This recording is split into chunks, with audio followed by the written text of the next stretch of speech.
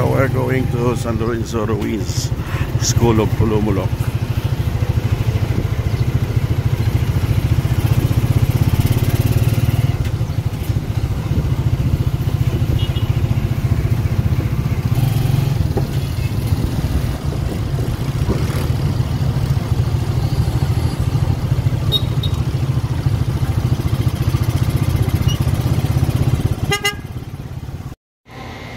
So nandito na tayo sa loob po ng San Lorenzo Ruiz San Lorenzo Ruiz School of Pulumulok. Actually, ang kanilang former name is San Lorenzo Ruiz Academy, Pulumulok, South Cotabato. Bago na pala itong school nila, kasi nung puntahan ko noong 2007 ay iba na po ito. Ito na yung bago nilang building at ito po ang kanilang bagong location. Kasi before, nasa along the highway lamang sila.